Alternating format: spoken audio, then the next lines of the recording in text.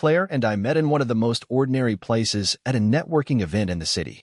I was there reluctantly, a bit out of place with my name tag and lukewarm beer in hand, counting the minutes until I could slip out unnoticed. She, on the other hand, owned the room. You couldn't miss her. She moved with purpose, laughed loud, and had this magnetic way of drawing people into her orbit. I noticed her long before we ever spoke. It wasn't until the final half hour that she came up to me. I was standing near the snack table, checking my watch, when she leaned in and said, "You look like you'd rather be anywhere else." I laughed and admitted that she wasn't wrong. We got to talking about work, music, movies, the stuff people usually trade during first encounters, but it wasn't surface level. She was sharp and funny, and when we finally parted ways, she told me to text her if I ever wanted to hear the end of the story she was halfway through telling. I did. That night. We dated for about a year and a half before getting married.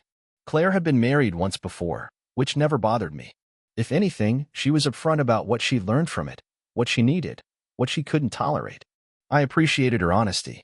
She had a teenage daughter, Mia, from that first marriage, and while becoming a stepdad was a learning curve, we found a rhythm that worked. Mia was quiet at first, testing me in her own way, but over time we found our own kind of understanding. We live in a 2-story home about 20 minutes from downtown. It's not flashy, but it's cozy. Claire has her own office where she works on her freelance projects, graphic design, branding, the occasional campaign work. I work in IT for a mid-sized logistics company, mostly from home. We both have our space, our routines, but evenings are usually our time. We'll cook together, binge a show, or take walks through the neighborhood. Our life is full of small comforts, a coffee ritual every morning, shared playlists, inside jokes scribbled on the fridge whiteboard. We host friends once in a while, take weekend trips when we can, and we've even been talking about traveling more now that Mia's close to finishing high school. If someone asked me a few months ago how things were going, I would have said great. Maybe even really great. We had our differences, sure, but what couple doesn't? Back then, I genuinely believed we were in a good place. Our daily life had a kind of quiet structure to it. Claire was always the more animated one, up early, already halfway through her first cup of coffee before I'd even made it out of bed. She played music in the mornings while she worked, usually something upbeat or mellow depending on her mood. Sometimes I'd hear her humming or talking to herself while sketching out design ideas. That was her world, and I never tried to intrude. I think she liked that about me, that I didn't demand space in her space. I'd start my day a little later, booting up my work laptop in the home office down the hall. Most of my job is solving problems for other people, servers crashing, software misbehaving, the usual. It's not glamorous, but it's solid, reliable. And in a way, I think I took pride in that. Being the one thing in the house that just worked the way it was supposed to. Meals were our main anchor points during the day. Claire liked to cook when she had the time, nothing fancy, but thoughtful meals. She had a thing for Mediterranean recipes lately, lots of herbs and fresh vegetables. On busier nights, we'd default to takeout or leftovers, but we always sat down together, even if it was just on the couch in front of the TV. She'd prop her feet on my lap. I'd make dumb comments about whatever we were watching, and it felt normal, safe. Mia mostly kept to herself. 17, college-bound, always on her phone. We got along fine, better than fine, honestly. She had her moods, like any teen, but she was smart and observant and funny in this dry, sarcastic way. Claire would complain that she and I ganged up on her sometimes, but she'd smile when she said it. We had our roles. I never tried to replace her dad, but I was present, supportive, and I liked the version of myself that I saw reflected in that small, blended family. On weekends, we'd split chores, argue over who forgot to refill the burrito, and occasionally go out with friends or host game nights.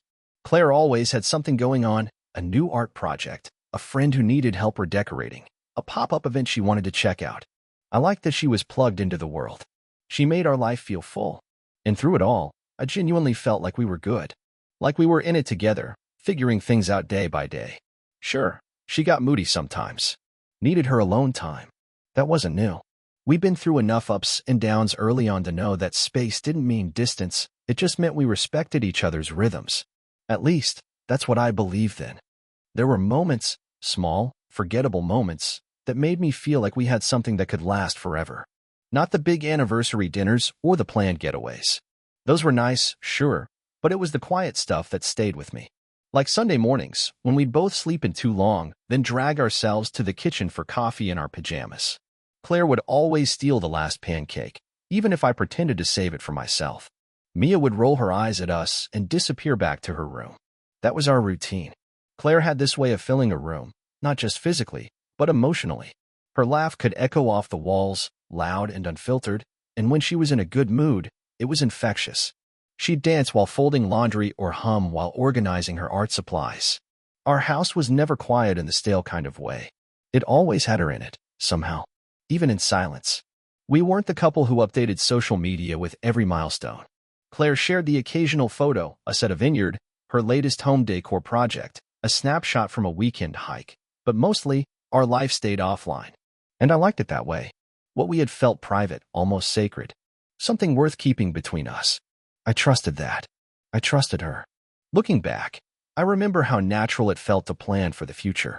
Not just the kind of vague, someday stuff, but actual conversations. We'd talk about maybe buying a cabin up north, or what Mia's college timeline would mean for the house, or whether Claire should take on a full-time client again. There were even talks about starting a small creative agency together, her design skills, my IT background. She brought it up once on a drive home from a weekend trip.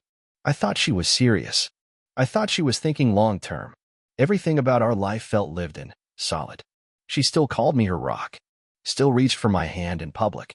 Still kissed my cheek before bed, even when she was tired. There was no performance. No red flags.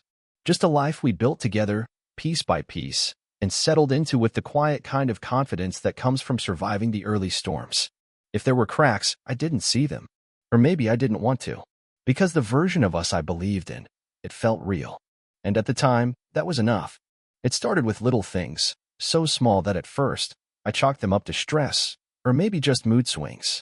Claire had always been a bit unpredictable when it came to her energy. She'd go through these bursts where she was all in planning dinners, pulling me into spontaneous weekend projects, laughing at dumb jokes, and then suddenly she'd retreat. Quiet. Hard to reach. I'd seen it before, and I knew how to give her space. But this time, it felt different. She was spending more time out of the house. Not just the usual lunch with a friend or a pop-up art event. These were longer outings, vague in their purpose, inconsistent in the details. Meeting a client turned into grabbing drinks after with some old friends. But when I'd ask who, she'd hesitate. Just people from the design world, she'd say, brushing it off. One night, she came home hours later than expected. Said her meeting ran long, then traffic was bad. I believed her. Of course I did. She kissed me on the cheek, kicked off her shoes, and poured a glass of wine like nothing was off. But she didn't offer much else. No story about the meeting, no recap of how it went. Just silence, eyes on her phone, thumbs moving fast. That phone, that's what really changed. Claire used to leave it everywhere. On the kitchen counter, by the bathroom sink, sometimes forgotten in the car. But lately, it was always on her. In her pocket, in her hand, her face down beside her at all times. She started locking it more, turning off notifications, taking calls behind closed doors. Once, I walked into the room and saw her glance up with that startled, guilty kind of expression. She smiled too quickly. Just work stuff, she said, voice a little too light. I didn't say anything, but something had shifted. We weren't fighting. There was no blow-up, no Cold War. Just distance. Invisible at first, then suddenly everywhere. She still made dinner. Still kissed me goodnight. But her eyes didn't linger the way they used to. Her touch felt routine. Her smile had an edge I couldn't read. I tried to brush it off. I told myself it was stress. A project deadline. Hormones. Whatever excuse made it easier to keep believing that we were fine. But in the quiet moments, lying in bed, staring at the ceiling, I started to feel something new. Doubt. Just a flicker at first. But enough to make me wonder. By the time a few more weeks had passed, I couldn't keep pretending everything felt normal. There hadn't been a fight or a major shift I could point to, but the small cracks were starting to become part of the structure. Claire was still around, technically. Still cooking dinner, still picking up groceries, still folding laundry with the same dramatic flair she always had. But emotionally, she was somewhere else. Somewhere I couldn't reach. She started working later. At first, it was maybe an hour or two at night. She said she needed time to catch up on design edits or client briefs. Totally reasonable. I respected her hustle. But then it became a pattern. She'd disappear into her office right after dinner and not come out until I was already in bed. Some nights, I wouldn't even hear her come upstairs. Others, I'd wake up and she'd still be scrolling on her phone, the glow lighting up her face, eyes darting like she was deep in something private. I started asking gentle questions.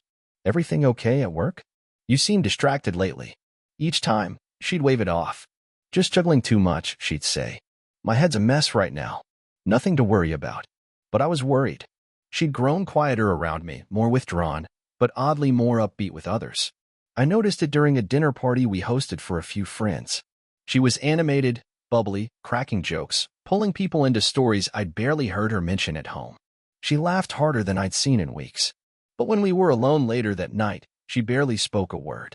Just brushed her teeth, kissed me goodnight, and rolled over with her back to me. It was hard not to take that personally.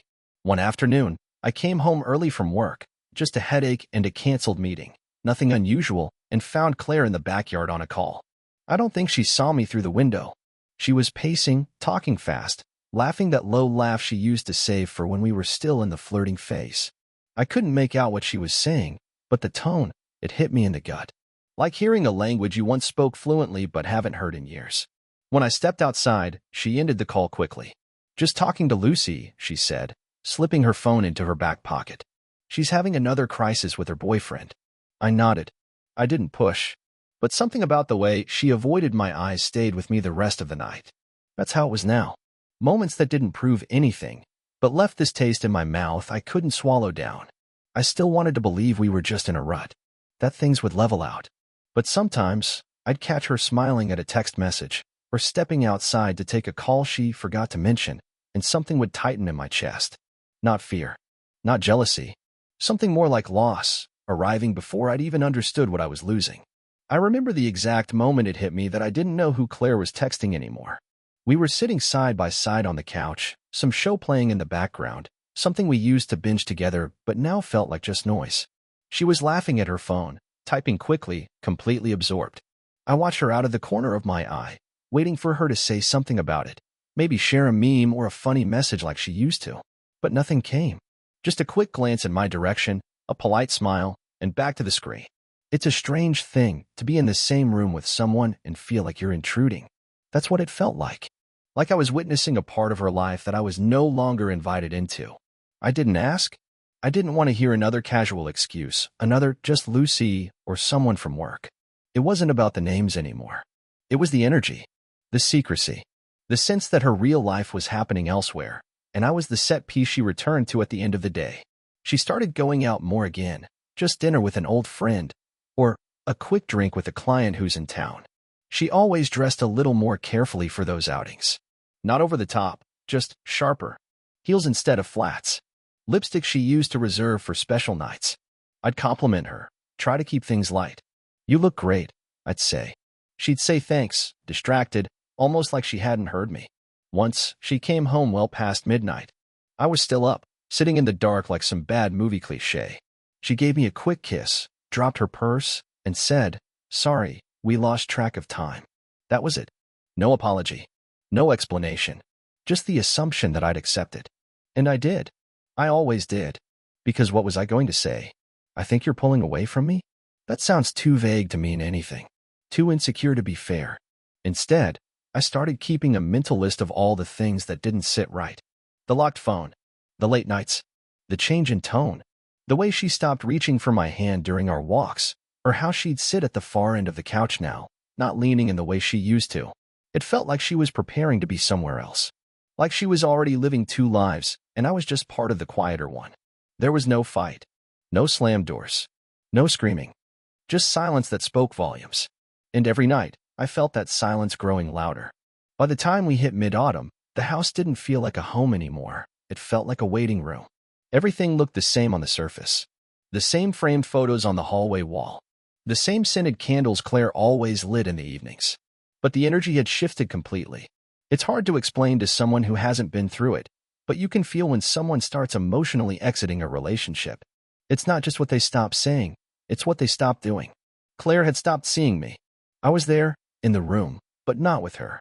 She was always somewhere else, eyes on her phone, thoughts miles away. We still had dinner together most nights, but it had turned into something transactional. We'd talk about groceries or what Mia needed for school or if the lawn guy had confirmed his visit. But none of it felt real. There were no lingering conversations, no teasing, no warmth in her voice. When I made a joke, she laughed politely, like she was humoring a coworker. And when she smiled at me, it was the kind of smile you give someone when you're trying to avoid an argument. I'd started sleeping worse. Long nights staring at the ceiling, the sound of her breathing beside me strangely unfamiliar. Sometimes, I'd turn to look at her, just to remind myself she was really there. But she rarely faced me anymore in bed. Always turned away, phone in her hand, earphones in. I'd ask what she was watching or listening to, and she'd just mumble, nothing, just some podcast, and roll further away. I caught her once, texting someone late at night when she thought I was asleep. She was holding her phone low under the blanket, the glow of the screen lighting up her face. I didn't say anything. I just watched from half-closed eyes, my heart thudding like I was the one doing something wrong. The next morning, she acted like nothing happened. Kissed me on the cheek. Poured my coffee. I couldn't tell if she was pretending or if she genuinely thought things were fine.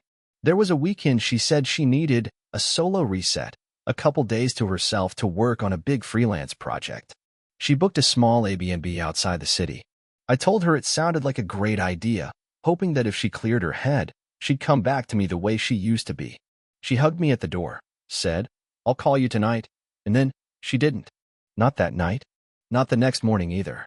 Just a text the following afternoon saying she'd lost track of time and had poor reception. I tried to believe her. I wanted to believe her. I even told myself it was good for us to have some time apart. But in my gut, I knew. This wasn't space. This was distance. And whatever was waiting for me on the other side of it. I wasn't ready for it. Not yet. It was a Wednesday. Just a regular workday, the kind that should have passed without consequence. But around lunchtime, I got a call from my boss saying the servers were down at HQ, and the whole system would be offline until the next day. "Take the rest of the afternoon," he said. "We'll regroup tomorrow." I said thanks, closed my laptop, and decided to surprise Claire. Maybe grab lunch. Maybe just be present. I figured it might help, spending a little time together without all the distractions. I didn't text her. I wanted it to be spontaneous. Something light to break the weird stretch we'd been in. When I pulled into the driveway, her car was already there. I remember thinking, oh good, she's home. I stepped inside quietly, not trying to sneak up on her, just not wanting to disturb whatever she might be doing. But the house was too quiet. No music. No clinking dishes or sound of typing. Just the faint creak of movement upstairs. I called out Claire. No answer. I took the stairs slowly, each one louder than I meant it to be. As I reached the top, I heard a muffled voice. Then a laugh. Claire's laugh. But not the one she used with me, the one I remembered from long before I knew her well. The kind of laugh she used to have in stories about her past. And then I heard his voice. Low. Familiar. I froze. The bedroom door was slightly ajar. I didn't knock. I didn't hesitate. I pushed it open. And there they were, Claire and her ex-husband, tangled together in our bed. Our bed. The one we'd bought together. The one she'd chosen the frame for. Sheets I'd washed the week before. The room went silent in an instant. They scrambled. She gasped. He sat up like he'd seen a ghost. But I didn't say a word. Not at first. I just stood there, staring, as the blood drained from my face and every ounce of trust I'd spent years building with her shattered in a single glance. Claire pulled the sheet around herself, eyes wide, mouth moving but saying nothing. He looked everywhere but at me. She finally spoke. This isn't what it looks like. I laughed. Actually laughed. The sound felt foreign in my throat. Don't, I said. Don't insult me. She reached out, like that would somehow fix it. I stepped back. I want both of you out, I said, my voice quiet but flat. Now. They scrambled. She begged. He tried to explain. I didn't listen. I walked downstairs, opened the front door, and waited. And when they left, barefoot, flustered, still dressing as they stumbled out, I shut the door behind them and locked it. Then I changed the lock. And finally, I let myself fall apart. I didn't sleep that night. I didn't even try. I just sat at the edge of the bed, the same bed where I'd found them, staring at the floor, at the shadows moving across the walls as the hours passed. My chest felt hollow, like someone had reached inside and scooped everything out. And underneath the emptiness was something else. Not just sadness, not confusion, something colder, angrier, a sense of clarity I hadn't felt in weeks. I got up before the sun. I packed every single thing she'd left behind. Her clothes, her makeup, her favorite sweater that always hung on the back of the chair in the living room.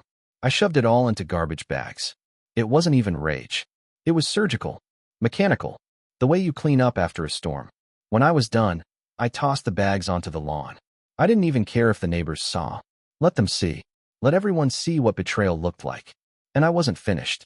I thought about him, her ex-husband. The man she swore was ancient history. The one she said she hadn't spoken to in years, who she used to call a narcissist and a manipulator. I couldn't stop replaying the moment in my head. The way they looked when I walked in. The silence. The guilt. The complete and utter violation. That was my home. My life. And they treated it like some cheap hotel room. So I found his wife. She had no idea, of course. I tracked her down through social media, messaged her, asked if we could talk. I told her everything. No dramatics, no embellishments. Just the facts. What I saw, when I saw it, who it was with.